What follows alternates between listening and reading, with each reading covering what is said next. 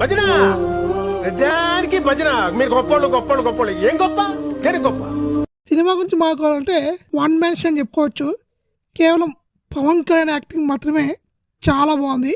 పవన్ కళ్యాణ్ గారు చాలా తర్వాత ఒక ఎంటర్టైన్మెంట్ క్యారెక్టర్లు అయితే కనిపించారు. పవన్ కళ్యాణ్ ఫ్యాన్స్కి అయితే ఈ సినిమా పండగ అని చెప్పుకోవచ్చు. ఇంకా సినిమా ఎలా ఉందిరా అంటే ఓకే, నాకైతే జస్ట్ యావరేజ్ అనిపించింది. ఫస్ట్ హాఫ్ సగం నచ్చింది, సగం నచ్చలేదు. ఈ సినిమాలో పవన్ కళ్యాణ్ గారి స్క్రీన్ ప్రెజెన్స్ సూపర్గా ఉంది. ఇంకా విలన్ క్యారెక్టర్ అంత స్ట్రాంగ్ అయితే ఎక్కడ మనకి కనిపించదు.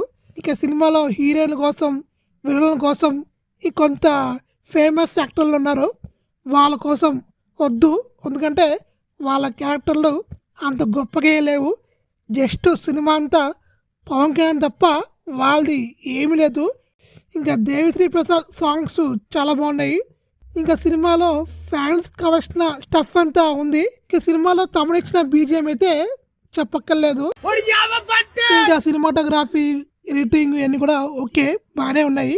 ఇంకా సినిమా గురించి ఓవరాల్గా చెప్పుకోవాలంటే ఇదొక అవుట్డేటర్ స్టోరీ, అవుట్డేటర్ స్క్రీన్ ప్లే. ఇంకా సినిమా గురించి చెప్పుకోవాలంటే ఏముంది, గడిగుడ్డు ఏమీ లేదు. నా రేటింగ్ అయితే 2/5. అది కూడా మన పవర్ స్టార్ కోసమే. ఆ ఒక్క మాటతో లేచి 2 జేబుల్లో చేతులు పెట్టుకుని నడుచుకుంటూ వెళ్ళిపోతున్నాను. నేను ఎక్కడికి వెళ్తాను కూడా నాకు తెలియదు.